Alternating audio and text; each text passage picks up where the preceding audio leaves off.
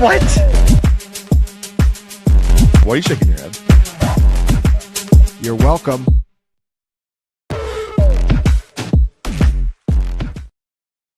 What's up, Fantasy Points? We are back for Outside the Box Week 6. I am here with Fantasy Points CEO and master of dank stats, Scott Barrett. Looking forward to getting Scott's thoughts on all the different games here. We only have, I believe, 10 NFL games that we need to pick from this week. So maybe a little bit easier than most weeks with 2 Monday night games, early game on Sunday, a little bit of and bye weeks, shorter main slate than usual. Scott, how are you feeling about this slate going in?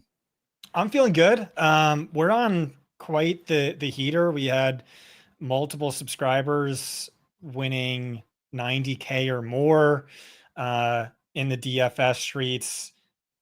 Personally, since like week 2, it feels like I've cashed like 85 to 90% of everything I've entered, which is like all GPPs, not cash. So I don't know, maybe I have the balls to play some high stake stuff this week. Just because things have been going really well. And yeah, I like this slate. I think this is a really fun slate. I think as has been the case, I think some of these other sites are getting a lot of things wrong. And I have some angles that I personally like, and some angles, where we're over the industry on certain projections that I feel really confident in. So I see a nice little edge for us. If not, if this is a bad week, well, we were overdue for one, but no, I feel good. I feel really good. Scott, last week we felt so good about one of the lineups that we built on the stream that you messaged me immediately after and said, "Hey, can you send me that lineup that we built at the end of the stream?" And then followed that up with, "Hey, I'm thinking about entering this in the 555 milli. Do you want to split that with me?" We ended up splitting one of our lineups in the 555 milli, cashed with ease there. Kind of joking with ease. It kind of came in last minute, but felt pretty good about that lineup. Not everything went perfect, but like that Goff lineup looked ended up doing pretty well for us. Right. That's right. Rico Dowdle, best play of the slate. And then Sunday morning, Johnny and I got on Javonte as his best play of the slate. And a number of things hit that worked out perfectly for us.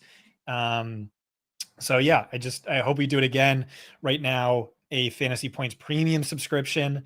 It's only $131 for the remainder of the year. That's good through April. Use promo code, OTB 15. Yep. For an OTB extra 15% off on top of it. So we're, among the cheapest sites in the industry, but we're also the best. Right now, we have the best DFS projections. Just looking at correlation to actual results, we are, and, being within, 5% of the actual outcome, or any way you want to look at it, we're beating Establish the Run, we're beating the Blitz, we're beating Run the Sims, we're beating a number of these sites. So and we're nowhere near as big as those other sites. So not only are you unique and different, but we're also better. So shout out to Chris Wecht. Our projections are, and Fantasy Points premium subscription or all in. Yeah, and I think that's one thing that like a lot of people don't understand the value of. Even if we were like, even if Fantasy Points was just as good as everybody else across the board, equivalent, just having like different projections that most people are not playing, it makes a pretty huge difference. So highly recommend checking out use OTB 15 to check out Fantasy Points, whichever product you want to check out. You can get the data suite or the premium NFL packages, whatever. Check it out. But we are going to continue on. Again, we will start with quarterbacks here, starting with the chalk, Scott. And some of my favorite quarterbacks are near the top here. Justin Herbert getting 13%. I think this is the highest Herbert ownership projection that I've seen so far, which I don't love to see because he's somebody that I really like if he's going to be contrarian at 13%. Obviously don't love it as much. I was all in on Herbert last week. That went poorly for me. That was the thing that you cashed. You did really well. Justin Herbert being one of my big stands last week did not work out at all. Are you in on Herbert this week, or are you going to continue to fade? Yeah, part of that is, the offensive line is decimated. So he started off hot through the first 2 weeks. I thought should be maybe the MVP front runner, but his offensive line is decimated. And so he gets an amazing matchup. Like on a per play basis, Miami's pass defense looks like the worst in the league. It's right there with Dallas. But also, he's chalky, and Quentin Johnson's questionable, and you have the same offensive line concerns. Miami's defensive line pass rush is actually pretty underrated. And like I said, he hasn't been good since week 2. So you know me, I love any excuse to kind of fade the chalkier options. I think you can get unique, but yeah, I mean, it's a pass funnel offense without any healthy running backs, and it's an amazing matchup. So I certainly get why he's chalky, but I think, certainly factoring in the ownership, there are definitely better plays at the quarterback position this week. Okay. Yeah, he's less of a priority for me this week, just because we did see it last week. We saw that even in a nice matchup, the offensive line just being so banged up, and Joe already ruled out this week. I was kind of hopeful that he would come back. We Kai Becton back, but yeah, it's a little bit tougher this week. And I believe Miami's defense actually does get some pressure on the quarterback, so don't love that. If QJ ends up out, would that make you like Herbert stacks more or less, do you think? Well, I'm just not going to go there because, like I said, there are angles I like more, and I just make it easy on myself by kind of like auto fading the chalk or the top 3 chalkiest quarterbacks. But yeah, like theoretically that makes the stack easier. And honestly, it was setting up for a Ladd/Keenan game anyway, just because of these offensive line injuries, forcing Herbert to get the ball out quicker. And then Miami is a shallow underneath funnel. So, where they're most vulnerable is where those 2 players win anyway. So to me, I think, if you're playing Herbert, it's going to be those 2 guys anyway. And yeah, you take out QJ, maybe that opens up a little bit more volume. Yeah. You said that you're fading the top 3. So is that the case? Are you fading both Trevor Lawrence and Drake May this week? Or are you just referring to more generally, you often will fade the top 3? Well, Trevor Lawrence is my cash quarterback. And I think I feel good about that, despite being a #never Lawrence guy. I would rather have $1 million stolen from me than win $1 million with Trevor Lawrence in my DraftKings Millie lineup. I'm just well known for being a hater. Obviously this team looks good. Liam Cohen looks like the truth and whatnot. I actually think he's kind of being underrated. If I wasn't such an avowed Lawrence hater, just because this spot looks amazing this is a great defense, but it's not when you have, edge rusher, Derek Hall out, safety, Julian Love, cornerback, Devon Witherspoon, cornerback, Reek Woolen, all doubtful. Those are many of their best players. And you saw it last week where Baker Mayfield had 380 passing yards and only 4 incompletions. And so obviously we saw on Monday night, Lawrence, 10 carries, 54 rushing yards, 2 rushing touchdowns.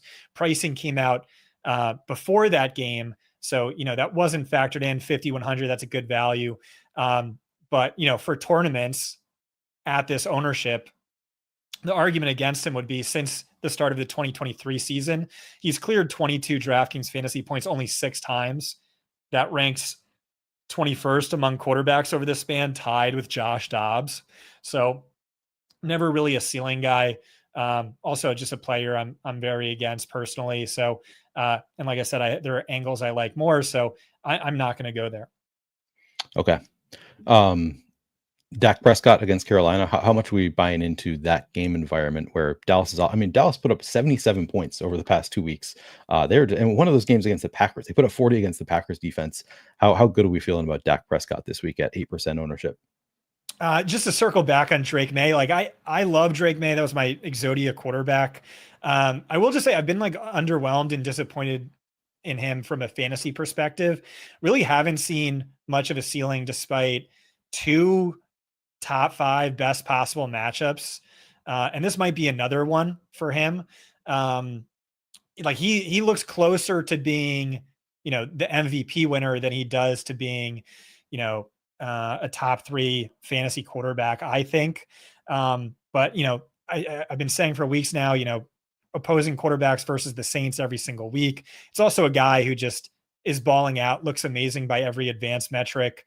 But like I said, I'm looking for angles to get a little different. I kind of like that rule I set for myself, auto fading the top 3 guys. But yeah, Dak Prescott, I love. That's certainly one of my conviction plays this week. Do you love Dak more than Jordan Love? Yeah, obviously. Absolutely. Okay. I assumed that was the case, but do you want to expound on your Dak Love any more than just saying that he's one of your conviction plays this week? Well, this is something I feel like I've been getting right, and I feel like the rest of the industry has been getting wrong. Is I've been saying since, I don't know, about week 2 that the 2025 Dallas Cowboys are the 2024 Cincinnati Bengals, and they demand exposure every single week. This is, a really favorable matchup. This is, the best game environment of the slate. This is a top 3 implied point total. A lot of things, like what I'm hearing around the industry is, oh, what if Carolina doesn't show up? And I really don't know how much this matters. Last week, they were up 20 points at halftime. And in the second half, Dak Prescott nearly led the team in carries. And then he also had 12 passes.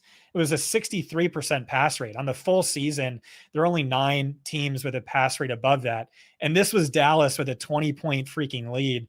So, he's clearly one of the best plays of the slate. And it's really mind-boggling that, I haven't heard much love for him. And you have Jordan Love drawing the same ownership. He didn't make my pool. I certainly get it when you have by far the highest implied point total of the slate. Yeah, the quarterback makes a ton of sense. Just who this offense is, fundamentally, historically, it's, since the Josh Jacobs breakout, really in the maybe week 6 or 7 last year, where he's scored in like 14 of 15 games.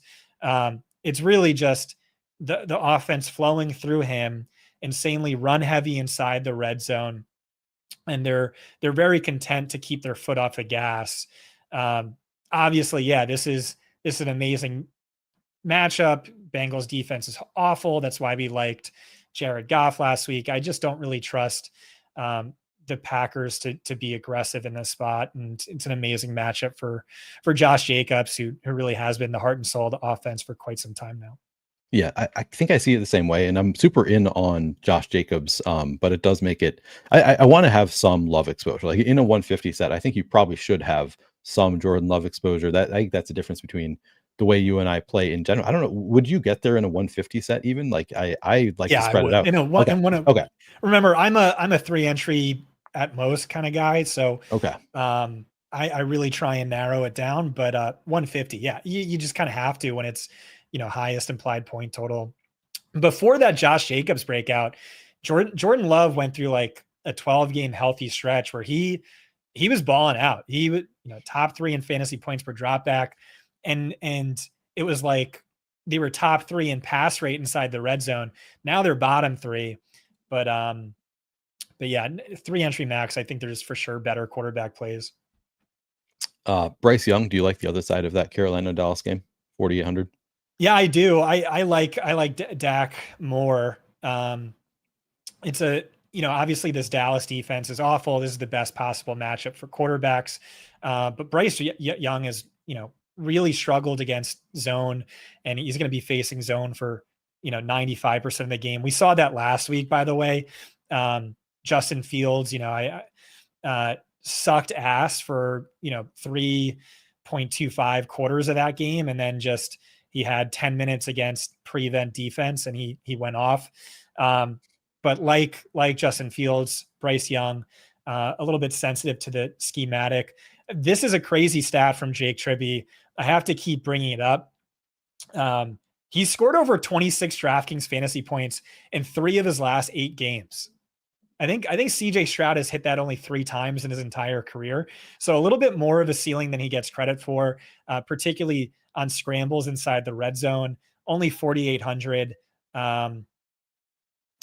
Probably not one of my top 3 favorite, but he's probably number 4 if I had to list them out.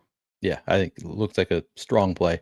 TJNL says weather may be a factor in Carolina. Looks like wind gusts are before and after the game, but that can change really quick. I think that's a really good note. Like that is something I love the game environment, but suddenly if we do get strong winds during the game, that is something that I would factor in. Scott, what level of weather do you need before you start factoring it in? Yeah, that's something I don't really pay attention until Sunday. I'm seeing slight 6% chance of rain with I don't know, 14 mile per hour gusts, 15 up is when you really start thinking about it. So that's, borderline. And then, 20, 25 plus is when you get seriously concerned. I did a Twitter thread on it at one point a year or two ago where it's like, yeah, you typically, 20 plus mile per hour winds, you dock the quarterback like 18%. And so, yeah, that's something for the Johnny show on Sunday. Okay. Daniel Jones projected for 8% ownership, looking like a fantasy darling so far this year. What are we doing with? Are you playing some dimes here against the Cardinals? Are you just playing it through Jonathan Taylor? Obviously, there's the easy stack with Tyler Warren. How are you feeling about Daniel Jones this week? Yeah, he's another solid play. He's another good play. He's second highest implied point total. He's balling out. The offense looks phenomenal. We've seen Jonathan Taylor have 2 games with 3 rushing touchdowns this year. But Daniel Jones showed, he has massive rushing touchdown upside as well. Week 1, 2 rushing touchdowns. Week 2, 1 rushing touchdown. Actually hasn't scored on the ground since, but certainly has that in his bag. Not going to be one of my 3 max quarterbacks, but he's a solid play. Okay. He's not significantly worse than, he's about the same as like Herbert, Lawrence, May, in my opinion. Does Matthew Stafford, he kind of has the same feeling to me as Jordan Love this week, where it's like they're going to be playing a Swiss cheese defense. The Ravens still pretty beat up defensively. So then it's like, well, I think the Rams are going to score a lot of points, but I'm not confident that they're going to continue throwing it in the second half. So maybe it ends up benefiting Kyren more than the pass catchers. But then, of course, you love Puka Nacua, probably love Devonta Adams regardless. How much are you going to get to of Matthew Stafford projected for 6% ownership up to a $6,400 price tag? Yeah, I'm going to get to a buttload of Matthew Stafford. Nice. This is it's just like weird to me, maybe I'm just due for, cocky from like 4 straight great weeks and I'm, due to fall on my face. But if I went in blind and I would have guessed, Dak Prescott 15%, Matthew Stafford 14%, and then like a clear gap between him and QB3, whoever that might be. This is what we talked about last week, Neil. Remember my dream about Nico Collins? That's right. And so I went I went all in on CJ Stroud on FanDuel, which worked out great for me. Shout out to one of our, the people watching the show who hit us up on Twitter, who deciphered the dream. I kept saying on the show, and it's a home game, Nico Collins averages 60 yards per game more in home games, and it's a home game. And so someone hit us up on Twitter. I'm sorry for forgetting your name. I was like, deciphered your dream. It's a road game. And so Nico Collins didn't smash. CJ Stroud absolutely did smash. He had 28.8 DraftKings fantasy points. That was 8.2 more than any other road game in his career. So that was a huge game for him. And why was that the case? It's because this Baltimore Ravens defense looks historically awful. We broke it down last week. For players who are questionable and out, it's like 3 starters on the D-line, 1 starting linebacker, 3 starters to the secondary. And it's just about all their best players. So it looks like, CJ Stroud last week, who's been awful for, I don't know, well over a year now, went off. I don't see why Matthew Stafford can't. And this was Matthew Stafford made us really good money a couple of weeks ago, right? He currently leads the league in passing yards. He looks like a completely different person. Shout out to the Matthew Stafford clone narrative. His 2 best, he's only exceeded 325 passing yards twice since he won the Super Bowl. And it was each of the last 2 weeks. And he had 360 and 385. And so leading the league in catchable air yards per game. So he's playing at a really high level. And then it's this offense where it's the most condensed offense you could get, where every single week, Devonta Adams, Puka Nacua are combining for a 55 to 70% first read target share, which is absolutely insane. Adams, a massive positive regression candidate, a ton of end zone targets, a ton of deep shots that are just barely missing, although he ranks top 3 in ass. You could even think about Tutu Atwell if you wanted to go cheap. You could even like not play Puka in a large field, because if you're looking at the Ravens, they've given up receiving touchdowns to like 8 different wide receivers over the last 2 weeks, something like that. But wide receiver ones haven't done a lot against them. Why? Because you don't really need to, because just like everyone's open because the defense is so bad. And, you know, starting field position's great. So it's like harder to pick up the 100-yard bonus. Obviously, dude, like Puka is far and away the most valuable player in fantasy with the best role in fantasy. But that's just if you wanted to go a little bit more contrarian. But 6% Matthew Stafford, it doesn't even seem like you have to do that. So, yeah, I like Dak Prescott. I like Matthew Stafford. On Dak lineups, I think I like boost Kyron. On Stafford lineups, boost Javonte. And I think that's a really nice edge this week. Yeah, and I like it a lot. So really two big priorities for you. You like Lawrence as a cash game option, but maybe not as much in tournaments. What about do you like Sam Darnold in tournaments at 5,400, projected for just 2% ownership in a game that, you know, if the Jaguars can push it a little bit more, maybe Sam Darnold just looks that much better. And he's a guy who's been doing really well fantasy wise. Any interest in low owned Darnold? Yeah, you asked me about him last week, and I was like, why would you play him when you could just play JSN? And then he threw for 4 touchdowns. But yeah, I don't know who that secondary stack would be. Torrey Horton, maybe. He's pretty cheap. Not Cooper Kupp. No. Yeah, I think he's dust. But maybe. I think Jaguars defense is really good, but Darnold is, you look at the advanced metrics, adjusted net yards per attempt, EPA per dropback is like top 2 and everything. I'm not going to go there, but I wouldn't fault anyone who does. Seems like I think you're always a little bit interested in Baker Mayfield. Are you a lot interested in this week, or still just a little bit? Yeah, I mean, he's not as good as Dak, but third best after Dak and Stafford, you know, factoring in ownership.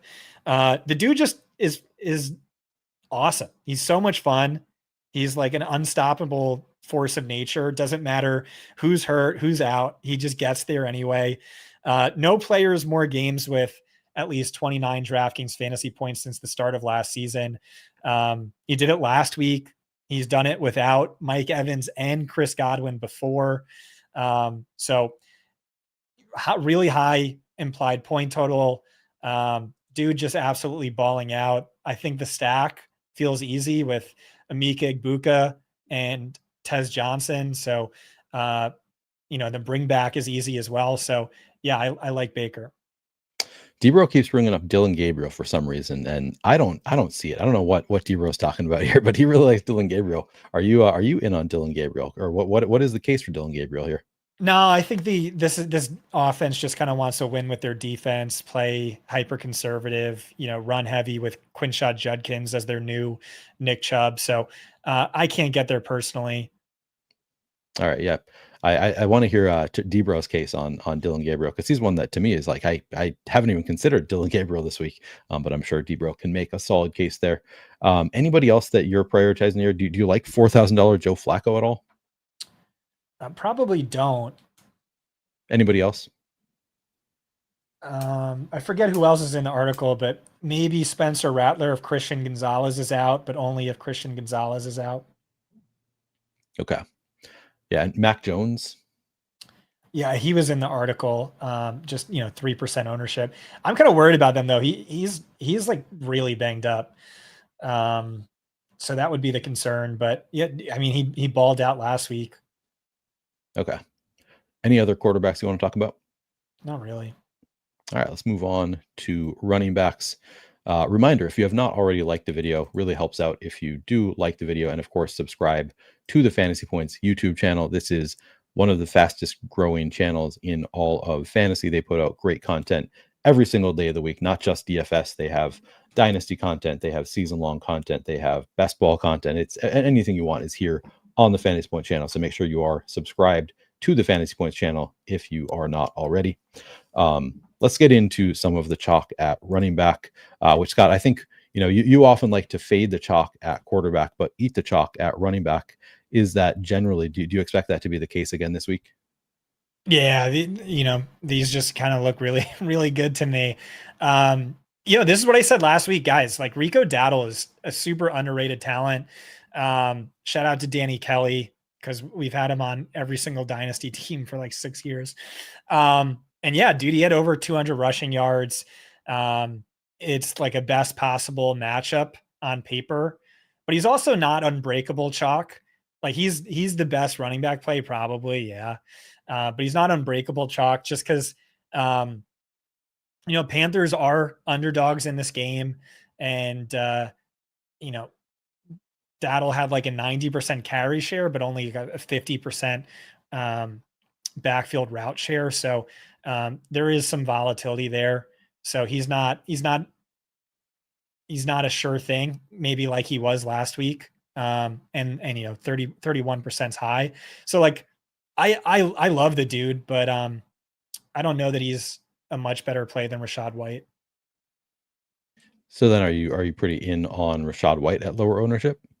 I mean, yeah, they're both great plays. Like I don't know how I'm going to approach this, just like mix and match, but they're both awesome plays. Yeah, White 81% of the snaps, every snap inside the 10-yard line.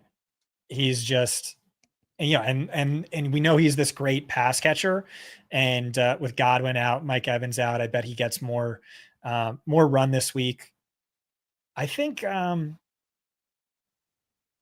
might like him more than Dowdle, honestly, at the ownership differential. Yeah. Interesting. Okay.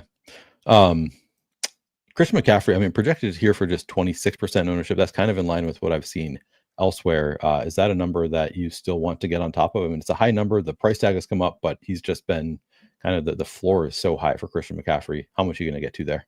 Yeah, it's insane, really. You look at he's averaging 27.1 XFP per game, which is like 25% better than any other player in fantasy points data history.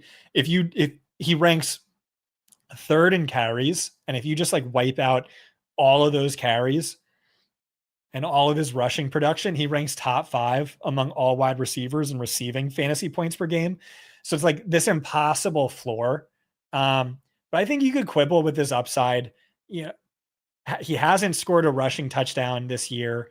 Probably unlikely to happen this week up against a tough Tampa Bay run defense. So you're really kind of banking on him as a pass catcher who'll get an extra like 5 to 6 fantasy points on the ground. I think I like Jonathan Taylor more, just given the difference in upside. Like we haven't seen McCaffrey's upside. It's clearly there. I don't know that it's the right spot for it this week. Okay. But then you like Jonathan Taylor quite a bit. He's coming in at 17% ownership, 8,500, and you like it better than McCaffrey. So I would assume you like it a lot better than 17%. Yeah. He's just this year's 2024 Saquon Barkley. He can rip off a long run to kill you. And even if not, he has 2 games with 3 rushing touchdowns this year.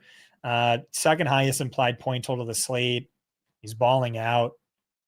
You don't really need to say too much else here.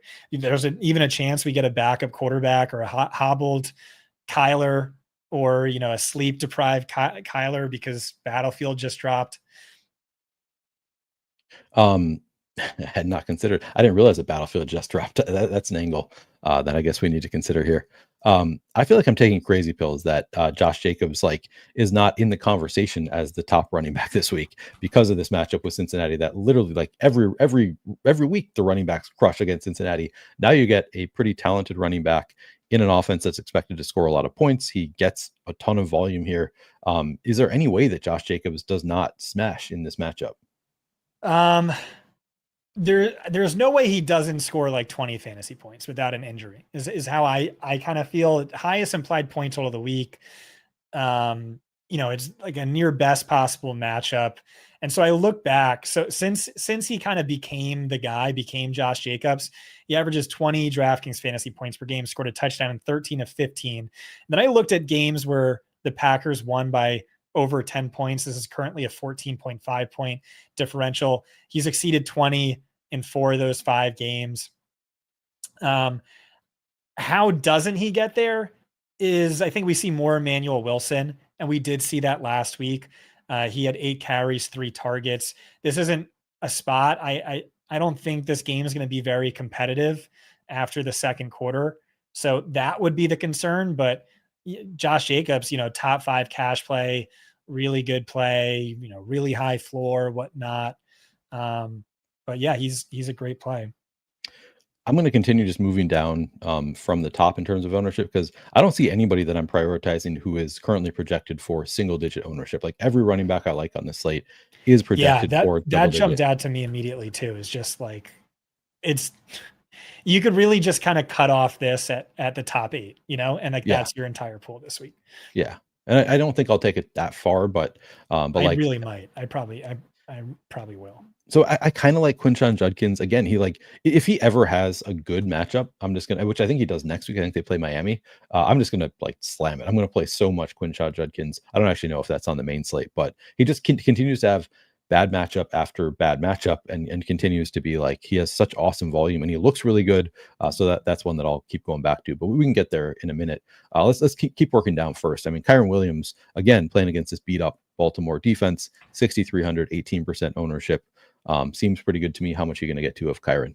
Yeah, so if Stafford doesn't get there, I think it's going to be a Kyren Williams game. Kyren right up there with Derrick Henry is one of the most game script sensitive running backs in fantasy. We talked about how aggressive Brian Schottenheimer was last week. Sean McVay historically not that aggressive.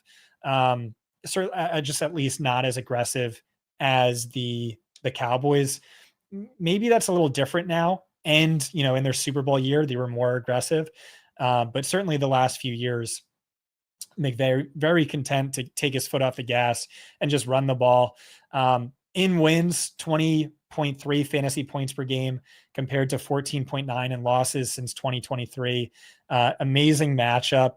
And, it's not nothing that just last week, Kyren Williams hit a career high 8 receptions, career high 66 receiving yards. So, you could stack him with Stafford, or in lineups without Rams players, you could just play Kyren as leverage. So I think he's one of the best running back plays of the slate. Yep, same page there. Ashton Jeanty. So you said you might cut it off after the top 8. Ashton Jeanty is number 8 there, 6,900, facing Tennessee. How much interest do you have? Yeah, this is the spot for him. If there was ever a spot, he had a team high 7 targets last week. You love to see that because he was just not at all involved in the passing game. Route share actually wasn't high, so I don't know how sticky that is. But even if you just assume 0 targets, he's still an amazing play. This is probably the only other game the Raiders are going to be favored all year. It is a top 3 on paper matchup. But digging even deeper, so we know Jeanty, the best running back prospect since Saquon Barkley, is being held back by what looks to be the worst offensive line in football. Jeanty's one good game where he scored 30 fantasy points and averaged 6.6 yards per carry came against the Bears, who rank 4th worst in schedule adjusted yards before contact per attempt. The Titans not only rank worst, but they're 4 times as bad as the Bears. That's how insanely good this offense is. So it's a rare spot they're favored, a rare spot where their defensive line isn't grossly mismatched. It's a really talented player. And with Geno Smith playing as poorly as he has, I think it just makes all the sense in the world to just give Jeanty the ball as much as possible. So I really like him this week. Nice. Yeah, I'm into it also. HN is at 15%, or he's outside of that top 8. We presumably the role gets better without Tyreek Hill, should see more targets. Didn't really, I think he saw 7 last week. Do you have any interest in HN at 7,800? Yeah, I wrote him up, but he wasn't super high on my list. He kind of has McCaffrey light usage where, he's putting up, wide receiver 2 numbers as a pass catcher. And then he's also a really talented runner who could break a long one. So there's that. You look at the implied point total for the Dolphins, the tough matchup on the ground. And I think it's fair to question his upside at this price and ownership. Just pulling up Quinshon Judkins' numbers here over the past 3 weeks: 62 rush attempts, so over 20 rush attempts per game, 7 targets, so just over 2 targets per game, only 26% route participation, but generally pretty strong workload for Quinshon Judkins. He is getting 13%, so double-digit ownership here. 5,900 matchup with Pittsburgh is, I think, middling. I don't know if you see it differently, if you think it's a particularly tough matchup with Pittsburgh, but do you have any interest in Quinshon Judkins at 13% ownership? Yeah, I wrote him up. Not one of my favorites, but he's a great bet on talent guy. I was lower on him coming out, but he looks incredible. I've been calling him, Nick Chubb 2.0. One of our charters who's like typically and even keeled guy, not prone to hyperbole, said he kind of reminds me of Adrian Peterson a little bit, which is just crazy. So great bet on talent guy. This Steelers defense has really regressed in comparison to past years, and the volume's good. Despite negative game script, despite horrible matchups every week, he's a top 6 XFP related value on the week. And like I said, this is a player I expect to beat out his XFP this year. So he's for sure in play. Not one of my absolute favorites, but worthy of being in the pool. I just pulled up the Jaguars because I'm just Travis Etienne, like with Seattle a little bit banged up, almost interesting. He's had they're all banged up in the secondary. So to me, it's a pass benefit. Okay.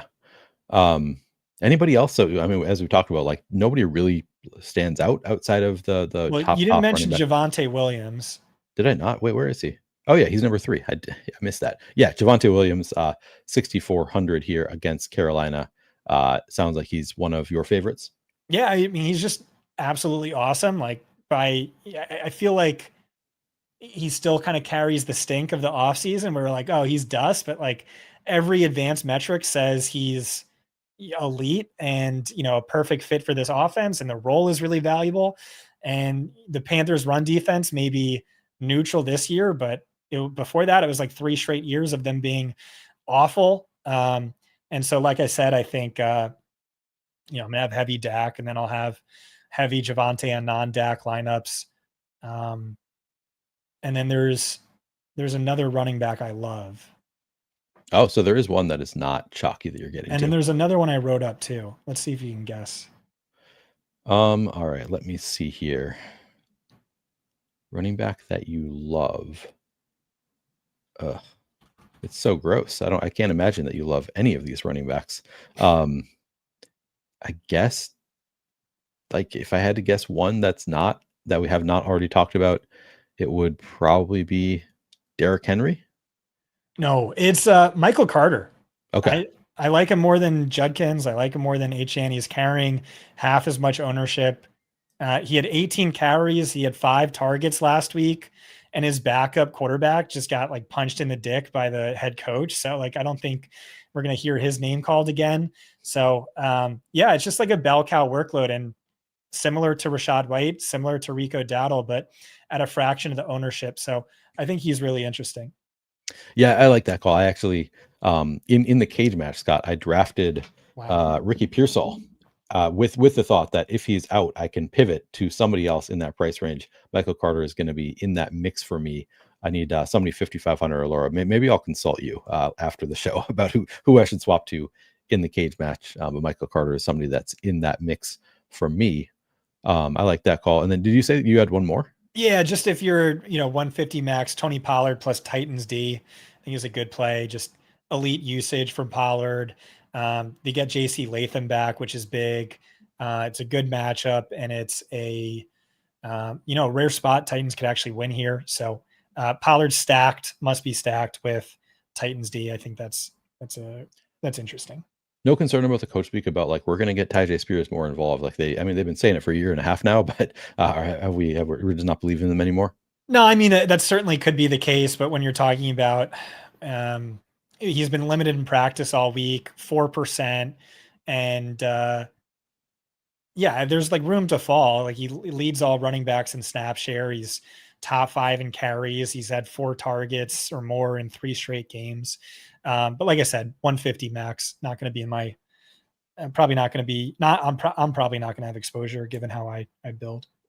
Do you have any read on the Chargers backfield? Like, is it worth taking shots on Kimani Vidal or Hassan Haskins just because this matchup is so good? Or is it just like with that offensive line, it doesn't matter? How do you feel about either of them this week? Yeah, I don't have a great read on this situation, so I'll be avoiding it. But if I were a 150 max guy, I would certainly come in over 1%. I'd probably have closer to a combined, I don't know, 12 to 15%. That's kind of how I've been feeling about it. And I don't know how to do it. I've been kind of like, maybe we'll get some coach speak that gives us some clarity. So far, that hasn't happened. It's been like we're gonna play the hot hand committee kind of thing. But I would love to like have a lean there and just lean on one of them. But yeah, probably 5% of each is about where I'm gonna aim for those two. Anything else at the running back position? Probably not. All right, let's move on to wide receivers. Puka Nacua, 28% projected ownership, 8,700. I mean, you just said you could play Matthew Stafford without Puka Nacua, but do you think you'll be under 28% on Nacua? I don't know. I really don't know. But yeah, just the argument I laid out earlier was, dude, this is the most valuable player in fantasy by a mile in the most valuable role in fantasy. Looks like he's, better than prime Cooper Kupp or last year's Jamar Chase. If he were, 10,500, I'd kind of be talking about him the same way. There is an angle here with the matchup. Like if you look at the Ravens, they're bottom 3 in fantasy points per game allowed to wide receivers, but they're probably like 20th in fantasy points per game allowed to wide receiver ones. Why is that? It's just, they're awful everywhere. Really good field position, no real sense of urgency. So maybe it's harder to get the 100-yard bonus. But the flip side of that is it's just like the god fantasy wide receiver in like an amazing matchup. So that was really more of an angle for large field, but yeah, dude, Puka's awesome. Emeka Egbuka, 23% ownership at 7,200. No Godwin, no Evans. How much interest in Emeka Egbuka?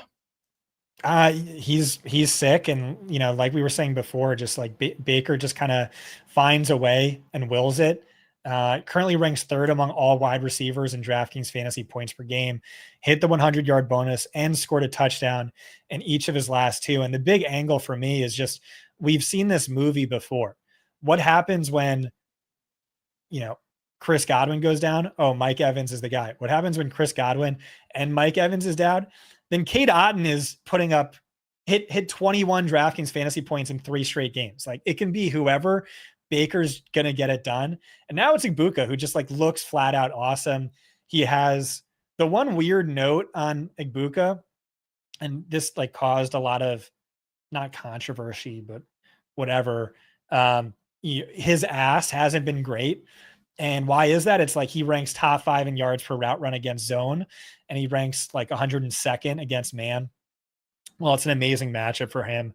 It is a zone heavy matchup. It is a cover 4, cover 6 heavy matchup. So he's in a great spot. He's a great play. Chris Olave, currently Christian Gonzalez is questionable. Does that impact you? How much do you like 22% of Chris Olave, and how much does the Gonzalez injury impact things for you? Yeah, if Gonzalez is out, I like Olave a lot more. If he's in, I like him less, but still a really good play, still a really strong value. He ranks 2nd in targets per game, 2nd in XFP per game, and like this is going to regress the mean. Like and I don't know why it works this way, but it tends to work this way where it all comes in just one game. We saw this with 2022 Joe Mixon, where I played him for like 6 straight weeks, and he just like kept falling 3 to 7 points short of his XFP.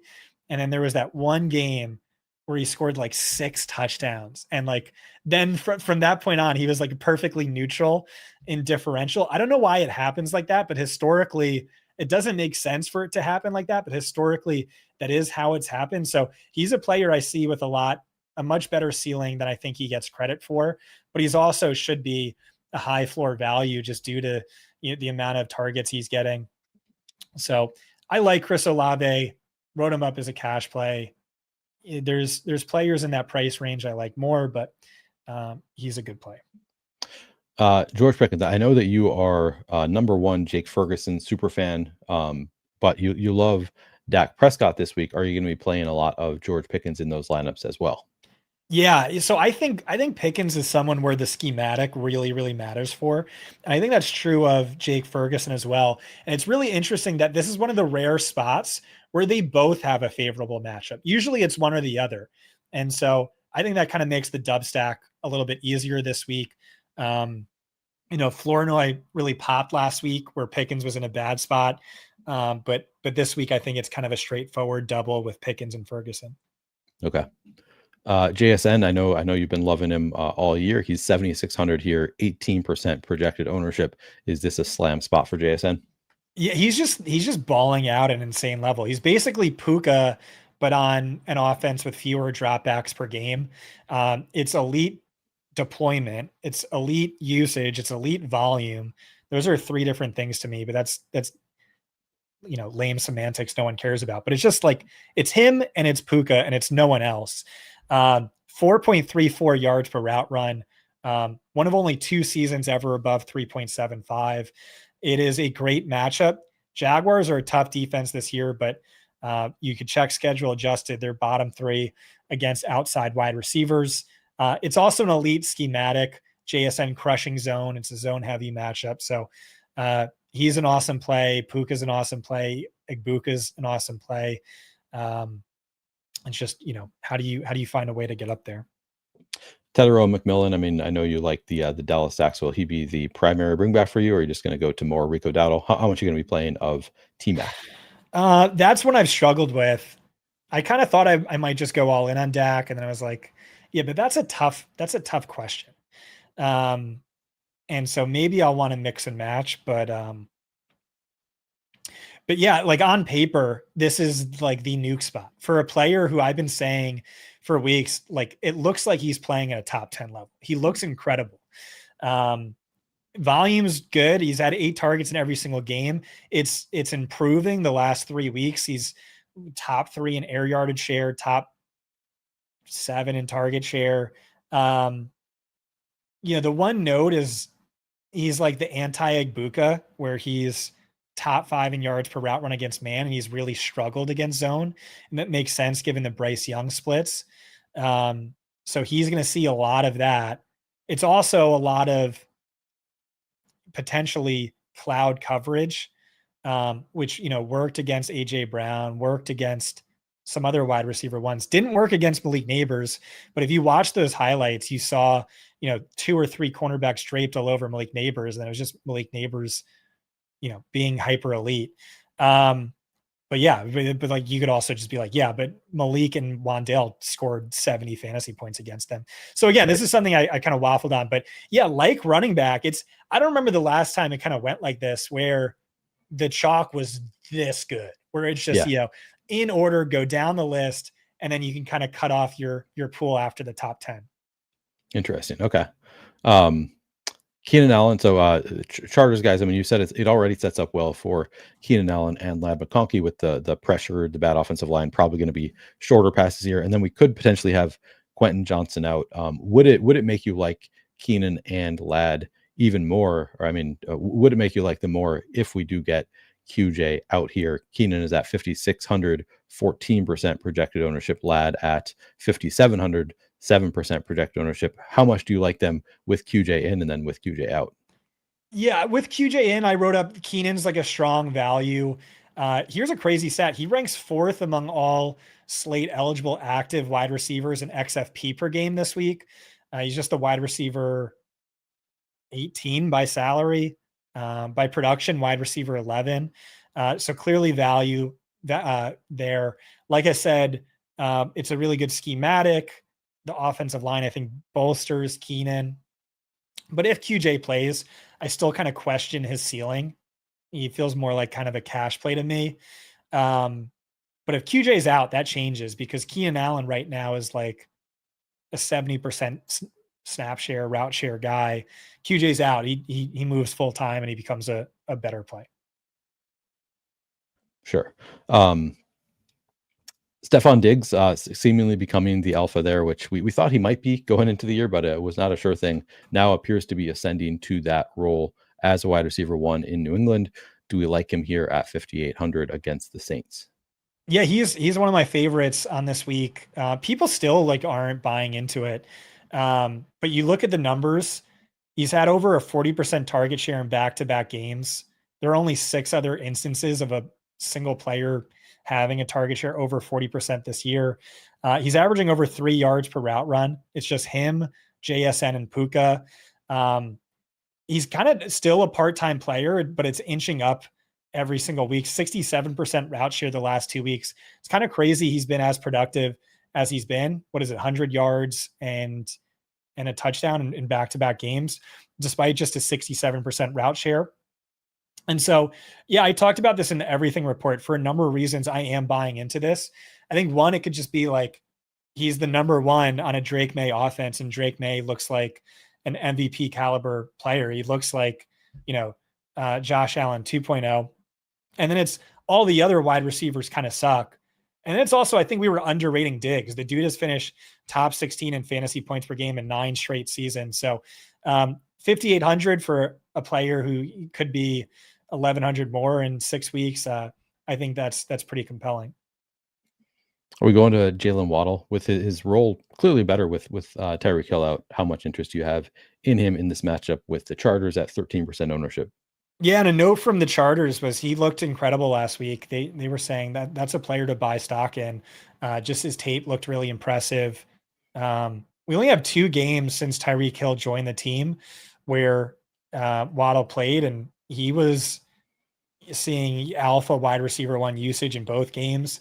As a rookie too, he was like this awesome PPR cheat code. It's also the ideal schematic matchup for Waddle. He crushes cover 4, which the Chargers play at the second highest rate in the league. So this looks like a really good spot for Jalen Waddle as well. And then again, we talked about how you could play Matthew Stafford without Puka Nacua. I would assume that your number one target then would be Devontae Adams if you were to play him without Puka Nacua. At 12%, are you going to be playing a lot of one-off Adams? How much do you like him here? Yeah, I like him a lot. One of my favorites. He's just so due for positive regression. All of the end zone targets he's getting, really the focal point near the end zone. And we talked about why that is especially important this week against the Ravens. Also dominating in deep targets, which are the money high value targets. He's just getting unlucky. He's just not converting on those. If this is the week that converts, he could really be a difference maker. I don't love that he picked up a hamstring injury a couple of weeks ago, and his ass has declined a little bit, but still top 3 in ass among all players. Still, a freakish talent even at this age. And so 2K cheaper with Puka, maybe even similar upside, maybe. So I like Adams a lot. All right. So we, as you said, kind of a drop off at wide receiver, but I think there's probably some that we still like a bit here. So I'll ask you about a few. Yeah. The best wide receiver play in the slate, maybe. Outside of the top 10 in terms of projected ownership? Yeah. I might not give it to you if you don't guess it. All right. I don't love that. Okay. I'll give you one. I'll give you my unique angle. Is that, we talked about these high price wide receivers we like. We talked about Jonathan Taylor we like. And so you're going to have to afford them. We'll talk about some cheap tight ends I really like, but I think the punt wide receivers are legitimately viable this week. Tez Johnson, if you want to start by fantasy point per dollar, really stands out. This is a player who put up video game numbers in college, at least on a yards per route run basis. He's only 3,200. Last week was his first week with real playing time. 4 catches on 4 targets for 59 yards with really just a 50% route share. No Chris Godwin. So full-time player this week, I think. And he gets one of the top slot funnel defenses in football. So he's a really strong value, strong punt at 3,200. Feels like a lock to hit 3X. I think you can question, does he have as much upside as a Tutu Atwell? Maybe even an Isaiah Bond, but probably not. But yeah, Tez Johnson, Tutu Atwell. We talked about wide receiver 2s, wide receiver 3s hitting against the Ravens. He's questionable, I believe. He is. He picked up a hamstring on Thursday, which sucks. I would have liked him more, but he might gut it out. He's really a focal point of the offense, not in target volume, but in deployment. He is their motion guy. And so he might just kind of gut it out and just, he'll stick to his, I mean, he has 3 catches over the last 2 weeks, but he also cleared 70 yards in both games. So he has that big playability. Like I said, I like Tez Johnson more, but if I'm going to have heavy Stafford, maybe I'll get there. All right. I am going to guess Kendrick Bourne. How much interest do we have in Kendrick Bourne? Not much. Okay. DeMarcus But Robinson. there's the backup connection with Mac Jones, but yeah, it's not him. All right. I thought that one might be it for you. Let's see who else do we like. Do you like? I mean, Jawan Jennings if he plays at 4,800. Yeah, you guessed it. But he's also questionable, so it's like he's one of those like he'll look really good if he ends up playing. Yeah, I think he's going to play. Okay. I feel pretty good about that. If not, then yeah, for sure it's the other guy. But he only had one fully healthy game, or his last fully healthy game. He out-targeted Ricky Pearsall 10-6, scored 19.9 fantasy points. And then the other stat is over his last 2 fully healthy games without Brandon Ayuk and George Kittle, he averages 11 targets and 35 DraftKings fantasy points per game. Ultimately, it's just like, yeah, there's kind of no one else. He's a good player, should be the focal point. It's a great matchup. It's a great schematic matchup. So awesome play. Guys, next time Scott tells me I need to guess his play, remind me to sort by fantasy points per dollar at fantasy points, because that's probably a good indicator that like, hey, this guy projects really well in the fantasy points projections, which are going to factor in a lot of the things that Scott values, I would imagine. Does that seem like a good trick to you, Scott? Probably, yeah. Yeah. All right, let me see. So I know that you wrote up. I did at least skim the article. You wrote up Ryan Flournoy as one of your value plays. Like I don't think he like popped as like one of your favorites, but you at least wrote him up. So I like that. But Jalen Tolbert also coming in at lower ownership is the one that I've been touting all week as the 2% versus 6% ownership is actually a pretty huge deal. And we're getting an ownership discount on Jalen Tolbert. Can I sell you on that at all, or is it just all Flournoy if you're going to these secondary, tertiary Dallas options? Yeah, I mean, like how many times has Tolbert hit a 50% route share and done nothing? Flournoy's hit it one time and he had over 100 yards and receiving and like 20 yards rushing. He looked incredible. Freak athlete, 88th percentile sports score. Our charters loved him. Yeah, I think he's another fine punt. Probably not as good as Tez Johnson. And like I said, it's the schematic in favor of Pickens and Ferguson, but right. Yeah, he's in the mix. Can we see any kind of post-buy rookie bump for Matthew Golden? Like this seems like the optimal spot here against the Cincinnati defense if he's ever going to get going. Do you have any interest there at 5% ownership, 5,000, or any Dontavian Wicks is 3,700, Romeo Dobbs 5,200? Does any one of them stand out to you if you were going to do a Jordan Love stack? Not really. That's part of my reasoning for being against the Jordan Love stack is he's tough to stack. Maybe it's just Dobbs just because of like, he really is the focal point inside the red zone. Maybe Green Bay isn't going to rack up a ton of yards. It's really more the touchdown upside in that matchup.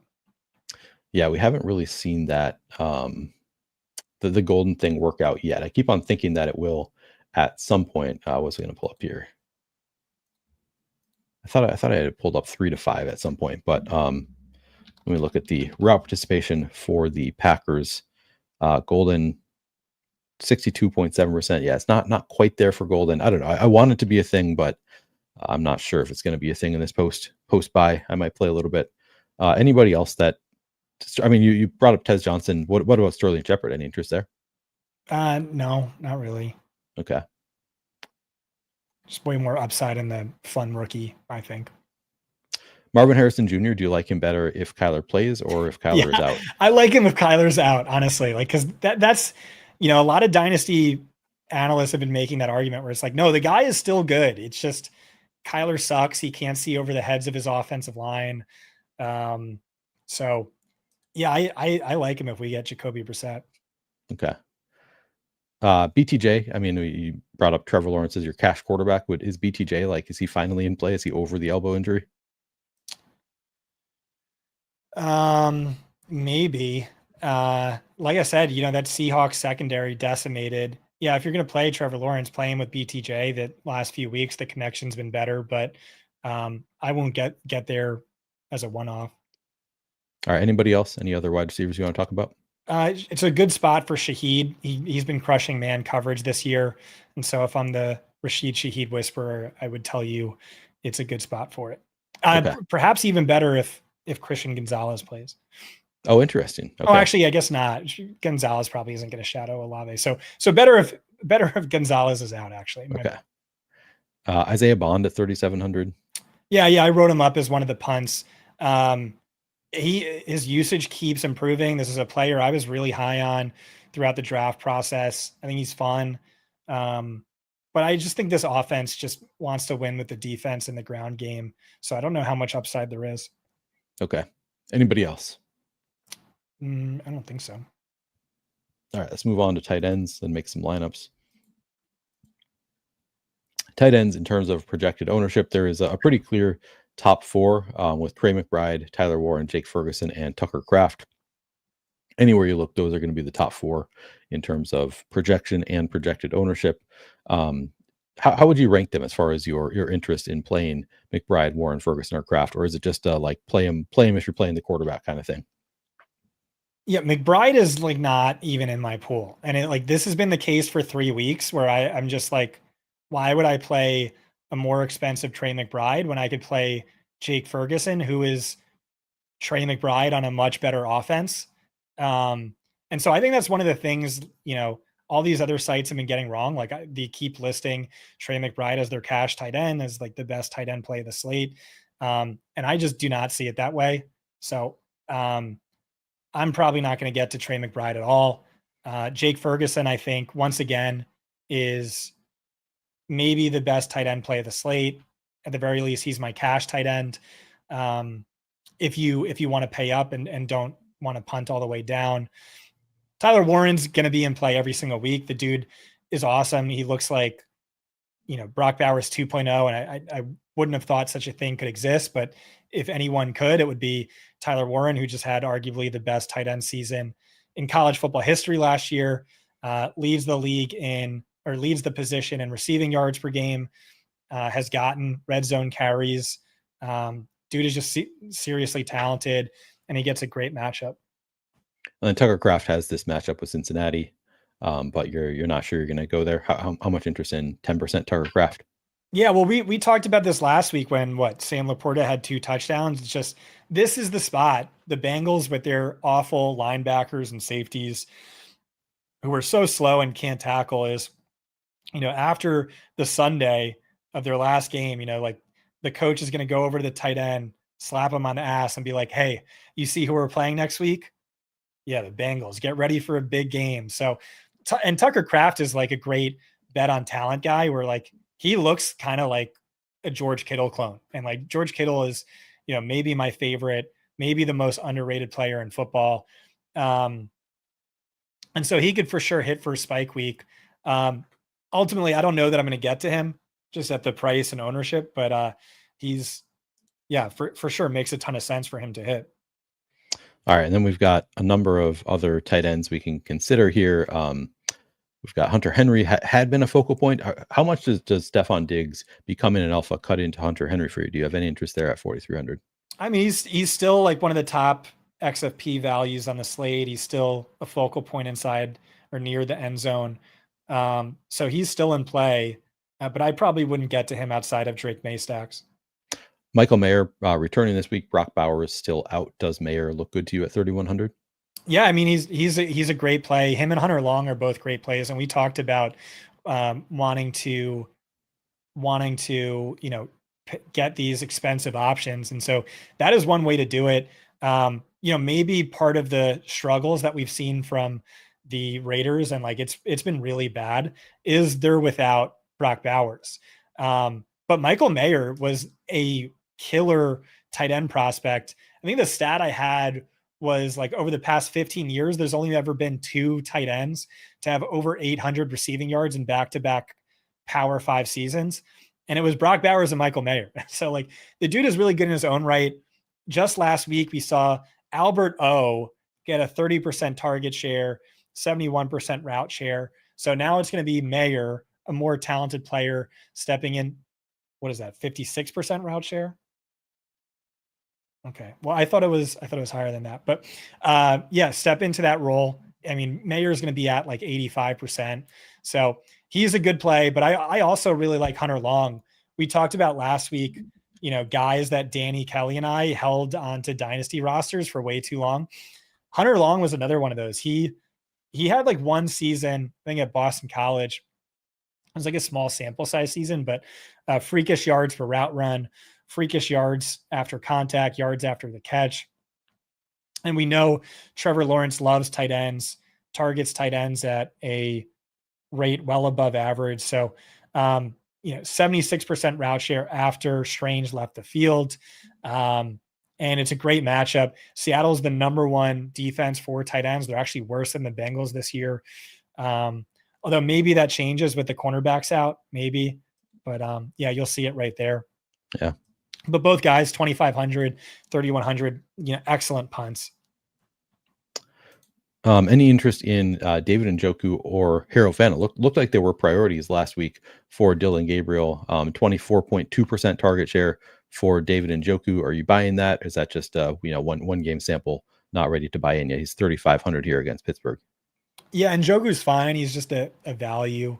I don't know that he has a ton of upside, but he's fine. Fannon's not really on my board. Okay. Is Darren Waller just a thing at this point? Are we going to any Darren Waller? Yeah, he's an amazing play. I don't know why he's only 6%. I think Chris's projection is wrong on him. That was another guy where I was talking to the charters and they're just like, it is insane Darren Waller looks as good as he looks because he took multiple years off to make rap videos and get a divorce. And then he blew his quad out, like his first practice with the Dolphins. But 2 games, 18.3 fantasy points per game with like a really limited snap share. He's telling us, the coaching staff is telling us he's going to get another jump in snaps this week. And then he inherits the Jonnu Smith role. If you guys don't remember, Jonnu Smith over his last 8 games, 18.7 fantasy points per game. It's more than Justin Jefferson. That's, top 5 wide receiver numbers. And like that was super improbable. And I think that it was more improbable than Waller who's had multiple 1,000-yard seasons on a Dolphins team without Tyreek Hill being a thing. I think there's a good chance he's like 2,400 more expensive. So he's a great GPP play. Yeah, did not see this renaissance from Darren Waller. Pretty insane stuff. Juwan Johnson, people are wondering about. I was going to look that up, the route participation for Juwan Johnson here. He is banged up, so I don't know it's guaranteed that he's going to play. But yeah, still 81% route participation last week with Foster Moreau and Taysom Hill both back. Do you think at some point they eat into the role for Juwan Johnson at all? How much interest do you have here? Yeah, it could happen. He's fine. Probably not going to get to him personally, but it's the same thing it's been. It's just, really high snap share. The Saints drop back a lot. If Jatavian Sanders is out, do we go back to Tommy Tremble? Yeah, he's in play for sure. I might like Long more personally, but yeah, currently game time decision. Strong. Okay. And then Taysom Hill, didn't play a ton last week, but potentially we get Elvin Kamara, which we didn't talk about. Elvin Kamara is currently questionable. Does Taysom Hill benefit like as much as Kendra Miller if we get Kamara out? How much interest do we have? Yeah, I don't want to waste brain power on this if it doesn't happen. That's a Sunday convo. Okay. With Johnny. Taysom Hill's just been giving me migraines for years. So yeah, you and everybody else. All right. Any other tight ends? Not that I can think of. Did you have anything? You talked about Tony Pollard with the Titans. But Jake Tonges is fine. Yeah. Mac Jones backup connection. Not mad at that. Yep. Did you have any opinions on defense? We can usually skip this, but I know you like the Titans with Tony Pollard. Do you have any other takes here? I hadn't given it enough thought, honestly. Let's skip it. Let's just go straight to making some lineups. All right. So first, I mean, we know that we want to do a Dak double stack with Pickens and Ferguson, right? Sure. Yeah. Okay. Let's just do that. Let's get that one out of the way. And we can think later about whether we want to do any kind of bring back from Carolina, but we don't need to necessarily force it. Do I want to put JSN in here? Why? Because you love JSN. Yeah. Just for no other reason. Yeah, but I also like Adams and Igbuka. True.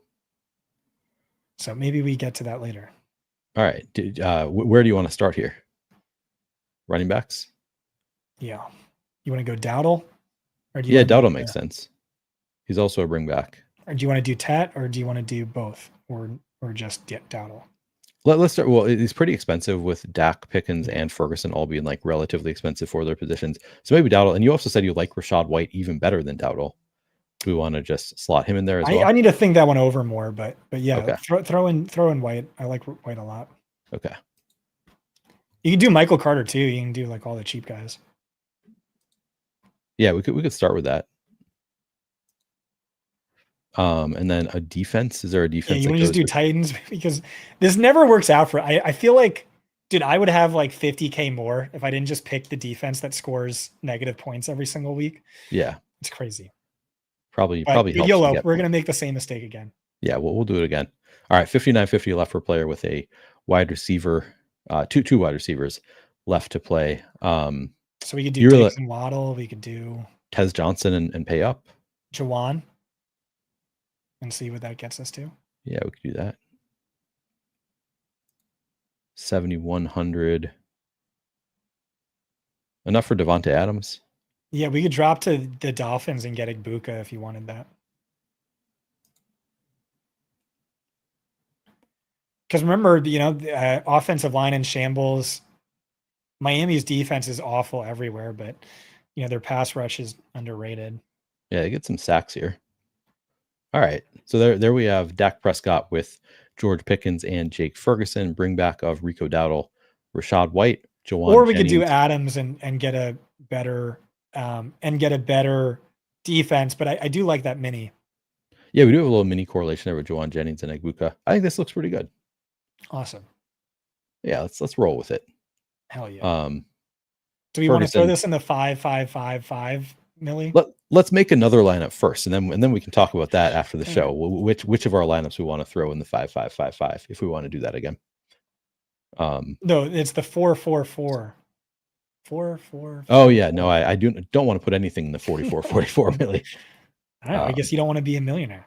I mean, I do want to be. Get this off. There we go. Okay. So we already did a Dak stack. What other stacks do we want to do here? Let's see. We could do Stafford. No, you pick a quarterback. What quarterbacks do you like that I weren't as high on? I mean, I like Justin Herbert. I think better than you do. I'd be fine doing a Darnold. I don't want to make that on a Saturday just because we don't know what's going on with QJ yet. True. I mean, I would just do it without QJ, which I think is like something I would do anyway, potentially. But we can go a different direction. I would be fine with Darnold. Darnold or Herbert? Who's your preference between those two? Let's do Herbert. All right. Let's just do Herbert without QJ. Make the assumption he's out. And honestly, I'd be fine playing it even if he's in with Ladd and Keenan Allen. I don't think we need to do a bring back, but we could. I would go with Waddle. Okay. Defense, let's throw the Titans in there for now. Okay. Tight end. Oh. Let's go with Waller instead of Waddle. Okay. Yeah. Or we could leave it. We can go heavy. We could do both. All right, let's see how it looks. We can always move away from Waddle if we want to later. We could Yeah. If we do Tez Johnson or Jawan Jennings, we've got some money to spend at running back, I think. Yeah. Can you scroll down a little bit in the running backs? I don't know. You know the running backs I like. I want Josh Jacobs. All right, I like it. And then we could do. I mean, you like Genty here or Javonte or Kyron. Oh, we could almost do Javonte and Kyron. I think it's a little bit. We need 100 more. Yeah, we would. We'd need 100 more for that. Well, we could drop to the defense again. Yeah. Oh, I guess that wouldn't make sense given the correlation, but yeah, probably not. Man, we could move off of Waddle to Diggs, Tetaroa. We could go to Tetaroa McMillan, okay. Or Diggs if you prefer. Yeah, either one. Let's do it. All right, let's go with Tetaroa. Got it. And then we can play both of Javonte and Kyron. I love that. Yeah, it's a beauty. That is just it's going to be the running backs who do everything. One of these days, our punt tight end is going to score a touchdown. Punt defense is going to score a touchdown. Yeah, this is our week, I think. Yeah, Justin Herbert, double stacked with Ladd McConkey and Keenan Allen. We've got the bring back of Darren Waller on that one. We've got Josh Jacobs, Javonte Williams, Tetaroa McMillan, Kyron Williams, and the Titans defense. I think it looks pretty good. We didn't do Rico Dowdle, I think, in either of our lineups, did we? Oh no, we did. We did in our first one. He's like the chalkiest player of the slate, and this is outside the box. So this is outside the box. Do you want to do one more lineup? You good with two? I get a run actually. I have a bunch of work to do. All right. Everybody, if you have not already liked the video, please do like this video. Make sure you're subscribed to the Fantasy Points YouTube channel. Scott, anything you want to shout out before we get out of here? Nah. All right. We're going to get out of here, but please make sure you're subscribed. Use promo code OTB15 if you want to get 15% off any product at Outside the Box. We will be back next Saturday for week 7 of Outside the Box. Thanks, everybody, and good luck this week. What? Why are you shaking your head? You're welcome.